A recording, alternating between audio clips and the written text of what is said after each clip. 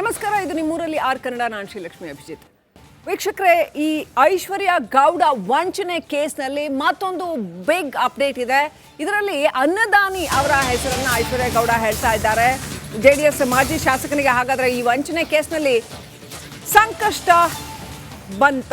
ಆಧಾರವಿಲ್ಲದೆ ಮಾತನಾಡಿ ಕಂಟಕ ತಂದುಕೊಂಡ್ರ, ರಾಜಕೀಯ ಮಾಡೋಕೆ ಹೋಗಿ ತಗ್ಲಾಕೊಂಡ್ರ ಅನ್ನೋ ಪ್ರಶ್ನೆಗಳು ಇನ್ನೂ ಯಾರೆಲ್ಲ ಇದ್ದಾರೆ ಈ ವಂಚಕೆ ಐಶ್ವರ್ಯ ಗೌಡ ನೆಟ್ವರ್ಕ್ ಅಲ್ಲಿ, ಇನ್ನೂ ಯಾರೆಲ್ಲ ಇದ್ದಾರೆ ಅನ್ನೋಂಥ ಪ್ರಶ್ನೆ ಹೇಳ್ತಾ ಇದೆ.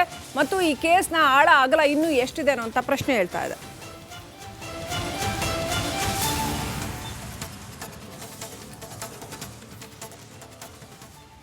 ಈ ಕೇಸ್ನಲ್ಲಿ ಅನ್ನದಾನಿ ಅವರ ಹೆಸರನ್ನ ಹೇಳೋದ್ರ ಮೂಲಕ ಮಾಜಿ ಶಾಸಕ ಅನ್ನದಾನಿಗೆ ಕಂಟಕ ತಂದಿಟ್ಟಿದ್ದಾರ ಐಶ್ವರ್ಯ ಗೌಡ. ಹಾಗೆಯೇ ನರೇಂದ್ರ ಸ್ವಾಮಿಗೆ ನಾನು ಹಣ ನೀಡಿಲ್ಲ ಅಂತ ಹೇಳಿದ್ದಾರೆ ಐಶ್ವರ್ಯ ಗೌಡ. ನನಗೂ ಅನ್ನದಾನಿಗೂ ವ್ಯಾವಹಾರಿಕ ಸಂಬಂಧ ಇದೆ ಅನ್ನೋಂಥದ್ದನ್ನ ಹೇಳಿದ್ದಾರೆ. ಅನ್ನದಾನಿಯ ಈ ಬಗ್ಗೆ ಮಾತಾಡ್ಲಿ ಅಂತ ಐಶ್ವರ್ಯ ಗೌಡ ಹೇಳಿದ್ದಾರೆ. ಹಳೆ ನೆನಪುಗಳನ್ನ ಅನ್ನದಾನಿ ಸ್ಮರಿಸಿಕೊಳ್ಳಲಿ ಅಂತ ಕೂಡ ಬಾಂಬ್ ಹಾಕಿದ್ದಾರೆ.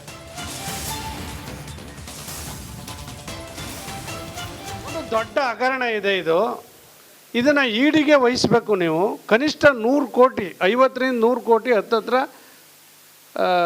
ಭ್ರಷ್ಟಾಚಾರದ ಟ್ರಾನ್ಸಾಕ್ಷನ್ ಆಗಿದೆ. ಕಿರ್ಗಾವ್ಲಿಂದ, ಮಂಡ್ಯದಿಂದ, ಬೆಂಗಳೂರಿಂದ ಎಲ್ಲ ಸೇರಿ 100 ಕೋಟಿಯಷ್ಟು ಟ್ರಾನ್ಸಾಕ್ಷನ್ ಆಗಿದೆ. ಗೋಲ್ಡು, ಚೀಟಿ ವ್ಯವಹಾರ, ಇಂಟ್ರೆಸ್ಟ್ ಕೊಡೋದು, ಬಡ್ಡಿ ಕೊಡೋದು, ಡಬಲ್ ಮಾಡಿಕೊಡ್ತೀನಿ ಅಂತ ಹೇಳಿರೋದು ಎಲ್ಲ ಸೇರಿ ಹಣ ಭ್ರಷ್ಟಾಚಾರ 100 ಕೋಟಿಗೆ ತಲುಪಿದೆ. ಇದು CIDಗೆ ಇನ್ನೊಂದು ಕೊಟ್ಟರೆ CODಗೆ ತನಿಖೆ ಆಗುತ್ತಾ ನ್ಯಾಯಯುತವಾಗಿ? ನಮಗೆ ನಂಬಿಕೆ ಇಲ್ಲ. ಇವತ್ತು ಹೇಳ್ತಾ ಇದ್ದೀನಿ, ಸರ್ಕಾರಕ್ಕೆ ಮತ್ತೆ ಎಚ್ಚರಿಸ್ತಾ ಇದ್ದೀವಿ, ಈ ಕೂಡಲೇ ಇದನ್ನು EDಗೆ ಅಥವಾ CBIಗೆ ವಹಿಸಬೇಕು ಅಂತೇಳಿ ನಾನು ಸರ್ಕಾರವನ್ನು ಒತ್ತಾಯ ಮಾಡ್ತಾ ಇದ್ದೇನೆ. ಗೊತ್ತಿಲ್ಲ ಸರ್, ಈಗ ನನಗೆ ಕಂಪ್ಲೇಂಟ್ ಕೊಟ್ಟಿರೋರಲ್ಲಿ ಕೆಲವರು ನನಗೆ ಗೊತ್ತೇ ಇಲ್ಲ, ಕೆಲವ್ರ ಹೆಸರುಗಳು ನಾನು ಕೇಳಿಲ್ಲ, ಅವ್ರ ಮುಖಗಳು ನಾನು ನೋಡಿಲ್ಲ. ಏನು ತುಂಬ ಇದೆ. ಇದೆಲ್ಲ ಮುಂದೆ ಕೋರ್ಟಲ್ಲಿ ಇದ್ರ ಬಗ್ಗೆ ನಾನು ಆನ್ಸರ್ ಮಾಡ್ತೀನಿ. ಎಲ್ಲ ಪರಿಚಯ ಇದ್ದಾರೆ, ಬಟ್ ವ್ಯವಹಾರಿಕವಾಗಿ ಅವರ ಮಧ್ಯೆ ಯಾವುದೇ ಸಂಬಂಧಗಳಿಲ್ಲ. ಅದಕ್ಕೆ ಸಂಬಂಧಪಟ್ಟಂತೆ ನಾನು ಏನು ದಾಖಲೆ ಕೊಡಬೇಕು ಅದನ್ನೆಲ್ಲ ನಾನು ಕೊಡ್ತೀನಿ. ಅದು ನೀವು ವನಿತಾ ಐತಾಳು ಅವ್ರನ್ನ ಕೇಳಬೇಕು. ಈ ಸಂದರ್ಭದಲ್ಲೇ ಯಾಕೆ ಬಂತು ಅಂತ ನೀವು ಅವರನ್ನೇ ಕ್ವಶನ್ ಮಾಡಬೇಕು ಸರ್. ಎಲ್ಲದರಿಂದನೂ ಅವರೇ ಇರೋದು, ಎಲ್ಲದರಿಂದ ಸರ್. ಆಪ್ತರು ಅವಾಗಿದ್ವಿ, ಅದೇ ಆಪ್ತತೆ ಇದ್ದಿದ್ರೆ ಮುಂದೆನೂ ಅದನ್ನೇ ಮುಂದುವರಿಸ್ಬೋದಾಗಿತ್ತಲ್ಲ. ಈಗ ಯಾವ ವಿಷಯದ ಬಗ್ಗೆನೂ ನಾನು ಮಾತಾಡೋಕ್ಕಿಲ್ಲ, ಯಾಕಂದರೆ ಎಲ್ಲ ವಿಷಯನೂ ಕೋರ್ಟಲ್ಲಿದೆ. ಕೋರ್ಟ್ ಏನು ಡಿಸೈಡ್ ಮಾಡುತ್ತೆ ಅದ್ರ ತಕ್ಕಂಗೆ ನಾನು ಬದ್ಧ. ಅದಕ್ಕೆ ಏನು ಡಿಸೈಡ್ ಮಾಡುತ್ತೆ ಅದಕ್ಕೆ ನಾನು ನೋಡ್ಕೋತೇನೆ ಸರ್. ಈಗ ನನಗೆ ಬಂದಿರೋ ಇನ್ಫಾರ್ಮೇಷನ್ ಪ್ರಕಾರ ವನಿತಾ ಐತಾಳವರು ನನ್ನ ಮೇಲೆ ಕಂಪ್ಲೇಂಟ್ ಕೊಡೋರಿಗೆ food free, vehicle free, air ticket free, accommodation free ಎಲ್ಲ ಕೊಡ್ತಿದ್ದಾರೆ. ನನಗೆ ಬಂದಿರೋ ಇನ್ಫಾರ್ಮೇಷನ್, ಅದು ಸತ್ಯನೋ ಸುಳ್ಳ ನನಗೆ ಗೊತ್ತಿಲ್ಲ. ನನಗೆ ಬಂದಿರೋ ಇನ್ಫಾರ್ಮೇಷನ್ ಪ್ರಕಾರ ಇವರೇ ಹೋಗಿ ಅವ್ರನ್ನ ಅಪ್ರೋಚ್ ಮಾಡಿ FIR ಮಾಡಿ ಅಂತ ಎಲ್ಲ ವಿಷಯ ಬಗ್ಗೆನೂ ಅದೇ ಮಾಡ್ತಿದ್ದಾರೆ. ಸೊ ನನಗೂ ಅದ್ರ ಬಗ್ಗೆ ಪೂರ್ತಿಯಾಗಿ ಇನ್ನೂ ವಿಷಯಗಳೇನೂ ಗೊತ್ತಿಲ್ಲ. ಏನಿದೆ ಎಲ್ಲ ಕೋರ್ಟಲ್ಲಿದೆ. ಕೋರ್ಟ್ ಸರ್ ಇದ್ದಾರೆ ಅಂತ ನಿಮ್ಗೆ ಅವತ್ತು ಹೇಳಿದ್ದೀನಿ, ಇವತ್ತು ಹೇಳ್ತಿದ್ದೀನಿ. ಇದ್ದಾರೆ ಅಂತ ಅವತ್ತು ಹೇಳಿದ್ದೀನಿ, ಇವತ್ತು ಹೇಳ್ತಿದ್ದೀನಿ. ಮುಂದೆ ಅದು ಯಾರಿದ್ದಾರೆ ಅಂತ ಮುಂದಿನ ದಿನಗಳಲ್ಲಿ ಗೊತ್ತಿಲ್ಲ ಸರ್. ಈಗ ನನಗೆ ಇನ್ನಷ್ಟು ಅಪ್ಡೇಟ್ ಪಡ್ಕೊಳ್ಳೋಣ. ನಮ್ಮ ಪ್ರತಿನಿಧಿ ಆನಂದ್ ಲೈವ್ ಕನೆಕ್ಟ್ ಆಗಿದ್ದಾರೆ ಈ ವಿಚಾರಕ್ಕೆ ಸಂಬಂಧಪಟ್ಟಂಗೆ. ಆನಂದ್, ಅನ್ನದಾನಿ ಅವರ ಹೆಸರು ಕೇಳಿ ಬಂದಿದೆ ಇಲ್ಲಿ, ಮಾಜಿ ಶಾಸಕ ಅನ್ನದಾನಿ ಅವರ ಹೆಸರು. ನರೇಂದ್ರ ಸ್ವಾಮಿಗೆ ನಾನು ದುಡ್ಡು ಕೊಟ್ಟಿಲ್ಲ ಅಂತ ಐಶ್ವರ್ಯ ಗೌಡ ಹೇಳಿದ್ದಾರೆ. ಇನ್ನೂ ಅನೇಕ ನಾಯಕರ ಹೆಸರು ಕೇಳಿ ಬರ್ತಾ ಇದೆ ಅಂತ ಹೇಳಲಾಗ್ತಾ ಇದೆ. ಏನು ಈ ಕೇಸ್ನ ಆಳ ಅಗಲ ಏನು ನಡೆದಿದೆ, ಯಾರೆಲ್ಲರ ಹೆಸರು ಕೇಳಿ ಬರ್ತಾ ಇದೆ ಇದ್ರ?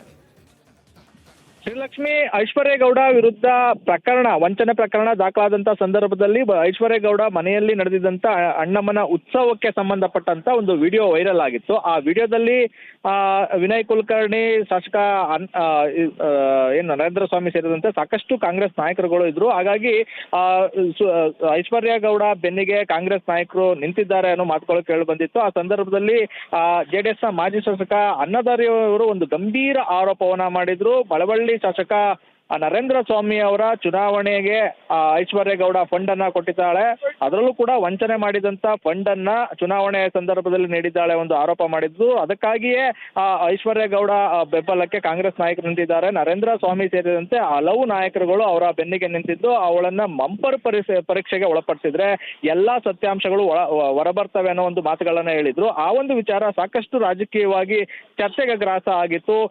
ಐಶ್ವರ್ಯ ಗೌಡ ವಂಚನೆ ಮಾಡಿದಂತ ಹಣದಲ್ಲಿ ಕಾಂಗ್ರೆಸ್ ಕಾಂಗ್ರೆಸ್ ನಾಯಕರಿಗೆ ಚುನಾವಣೆಯ ಫಂಡ್ಗೂ ಕೊಟ್ಟಿದ್ದಾಳ, ಅದ್ರ ಜೊತೆಗೆ ಅವರನ್ನ ಹತ್ರ ಮಾಡ್ಕೊಳ್ಳೋದಕ್ಕೆ ವ್ಯಾವಹಾರಿಕ ಸಂಬಂಧವನ್ನ ಇಟ್ಕೊಂಡಿದ್ದಾಳ ಅನ್ನೋ ಒಂದು ಚರ್ಚೆ ಶುರುವಾಗಿತ್ತು.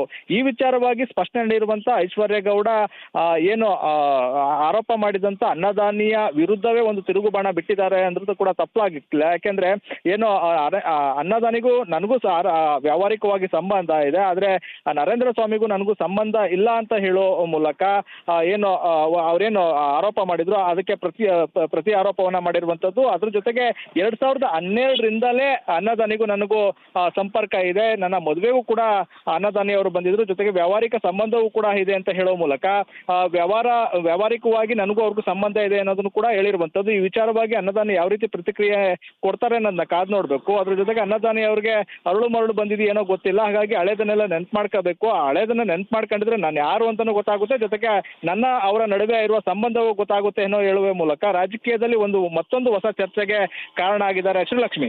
Right, thank you Anand ಡೀಟೇಲ್ಸ್ಗಾಗಿ.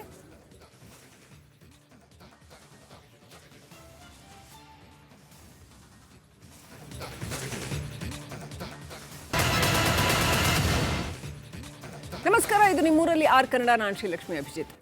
ವೀಕ್ಷಕರೇ, ಈ ಐಶ್ವರ್ಯ ಗೌಡ ವಂಚನೆ ಕೇಸ್ನಲ್ಲಿ ಮತ್ತೊಂದು ಬಿಗ್ ಅಪ್ಡೇಟ್ ಇದೆ. ಇದರಲ್ಲಿ ಅನ್ನದಾನಿ ಅವರ ಹೆಸರನ್ನ ಐಶ್ವರ್ಯ ಗೌಡ ಹೇಳ್ತಾ ಇದ್ದಾರೆ. JDS ಮಾಜಿ ಶಾಸಕನಿಗೆ ಹಾಗಾದ್ರೆ ಈ ವಂಚನೆ ಕೇಸ್ನಲ್ಲಿ ಸಂಕಷ್ಟ ಬಂತ, ಆಧಾರವಿಲ್ಲದೆ ಮಾತನಾಡಿ ಕಂಟಕ ತಂದ್ಕೊಂಡ್ರ, ರಾಜಕೀಯ ಮಾಡೋಕೆ ಹೋಗಿ ತಗ್ಲಾಕೊಂಡ್ರ ಅನ್ನೋ ಪ್ರಶ್ನೆಗಳು ಇನ್ನೂ ಯಾರೆಲ್ಲ ಇದ್ದಾರೆ, ಈ ವಂಚಕೆ ಐಶ್ವರ್ಯ ಗೌಡ ನೆಟ್ವರ್ಕ್ ಅಲ್ಲಿ ಇನ್ನೂ ಯಾರೆಲ್ಲ ಇದ್ದಾರೆ ಅನ್ನೋಂಥ ಪ್ರಶ್ನೆ ಹೇಳ್ತಾ ಇದೆ. ಮತ್ತು ಈ ಕೇಸ್ನ ಆಳ ಅಗಲ ಇನ್ನೂ ಎಷ್ಟಿದೆ ಅನ್ನೋಂಥ ಪ್ರಶ್ನೆ ಹೇಳ್ತಾ ಇದೆ.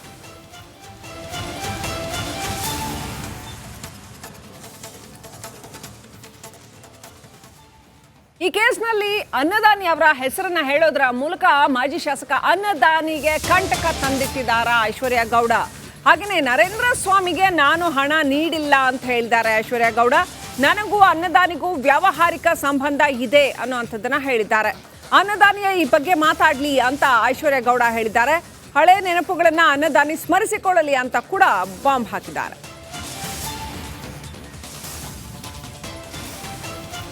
ದೊಡ್ಡ ಹಗರಣ ಇದೆ ಇದನ್ನು ಈಡಿಗೆ ವಹಿಸಬೇಕು. ನೀವು ಕನಿಷ್ಠ 100 ಕೋಟಿ, 50ರಿಂದ 100 ಕೋಟಿ ಹತ್ತತ್ರ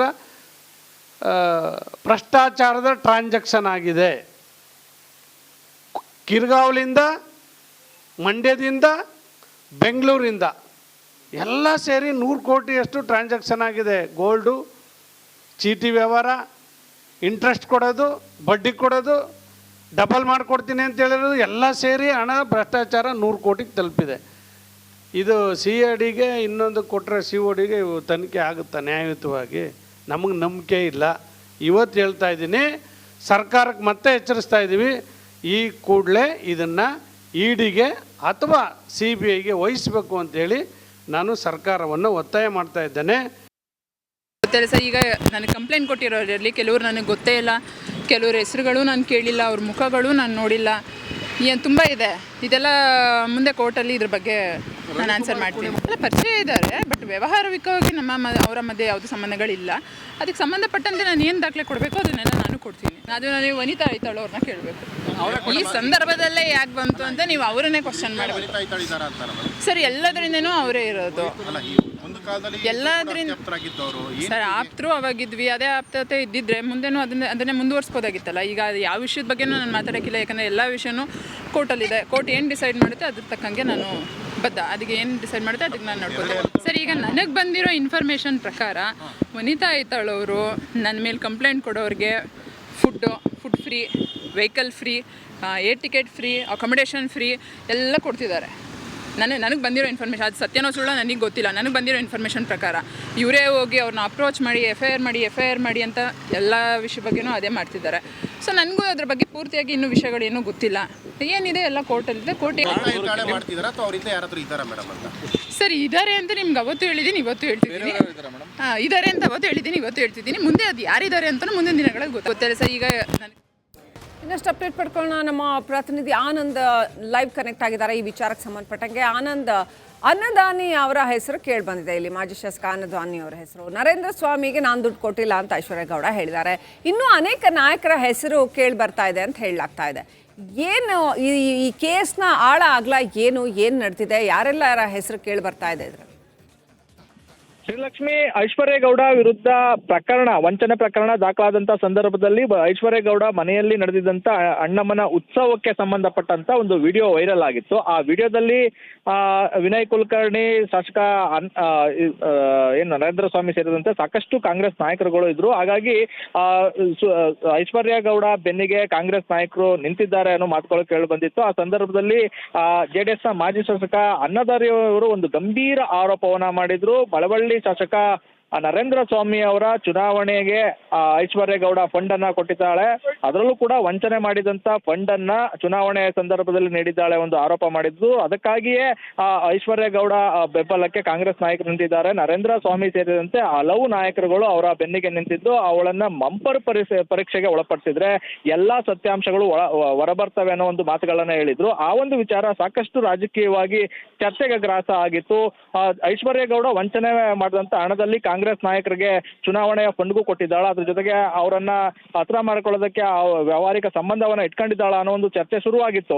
ಈ ವಿಚಾರವಾಗಿ ಸ್ಪಷ್ಟನೆ ನೀಡಿರುವಂತ ಐಶ್ವರ್ಯ ಗೌಡ ಏನು ಆರೋಪ ಮಾಡಿದಂತ ಅನ್ನದಾನಿಯ ವಿರುದ್ಧವೇ ಒಂದು ತಿರುಗುಬಾಣ ಬಿಟ್ಟಿದ್ದಾರೆ ಅಂದ್ರೂ ಕೂಡ ತಪ್ಪಾಗಿಲ್ಲ. ಯಾಕೆಂದ್ರೆ ಏನು ಅನ್ನದಾನಿಗೂ ನನಗೂ ವ್ಯಾವಹಾರಿಕವಾಗಿ ಸಂಬಂಧ ಇದೆ, ಆದ್ರೆ ನರೇಂದ್ರ ಸ್ವಾಮಿಗೂ ನನಗೂ ಸಂಬಂಧ ಇಲ್ಲ ಅಂತ ಹೇಳೋ ಮೂಲಕ ಏನು ಅವ್ರೇನು ಆರೋಪ ಮಾಡಿದ್ರು ಅದಕ್ಕೆ ಪ್ರತಿ ಆರೋಪವನ್ನ ಮಾಡಿರುವಂತದ್ದು. ಅದ್ರ ಜೊತೆಗೆ 2012ರಿಂದಲೇ ಅನ್ನದಾನಿಗೂ ನನಗೂ ಸಂಪರ್ಕ ಇದೆ, ನನ್ನ ಮದುವೆಗೂ ಕೂಡ ಅನ್ನದಾನಿ ಅವರು ಬಂದಿದ್ರು, ಜೊತೆಗೆ ವ್ಯಾವಹಾರಿಕ ಸಂಬಂಧವೂ ಕೂಡ ಇದೆ ಅಂತ ಹೇಳೋ ಮೂಲಕ ವ್ಯಾವಹಾರಿಕವಾಗಿ ನನಗೂ ಅವ್ರಿಗೂ ಸಂಬಂಧ ಇದೆ ಅನ್ನೋದನ್ನು ಕೂಡ ಹೇಳಿರುವಂತದ್ದು. ಈ ವಿಚಾರವಾಗಿ ಅನ್ನದಾನಿ ಯಾವ ರೀತಿ ಪ್ರತಿಕ್ರಿಯೆ ಕೊಡ್ತಾರೆ ಅನ್ನೋದನ್ನ ಕಾದ್ ನೋಡ್ಬೇಕು. ಅದ್ರ ಜೊತೆಗೆ ಅನ್ನದಾನಿ ಅವ್ರಿಗೆ ಅರಳು ಮರಳು ಬಂದಿದೆಯೇನೋ ಗೊತ್ತಿಲ್ಲ, ಹಾಗಾಗಿ ಹಳೇದನ್ನೆಲ್ಲ ನೆನ್ಪು ಮಾಡ್ಕೋಬೇಕು. ಆ ಹಳೇದನ್ನ ನೆನ್ಪು ಮಾಡ್ಕೊಂಡಿದ್ರೆ ನಾನು ಯಾರು ಅಂತಾನೂ ಗೊತ್ತಾಗುತ್ತೆ, ಜೊತೆಗೆ ಅವರ ನಡುವೆ ಇರುವ ಸಂಬಂಧವೂ ಗೊತ್ತಾಗುತ್ತೆ ಅನ್ನೋ ಹೇಳುವ ಮೂಲಕ ರಾಜಕೀಯದಲ್ಲಿ ಮತ್ತೊಂದು ಹೊಸ ಚರ್ಚೆಗೆ ಕಾರಣ ಆಗಿದ್ದಾರೆ ಶ್ರೀಲಕ್ಷ್ಮಿ.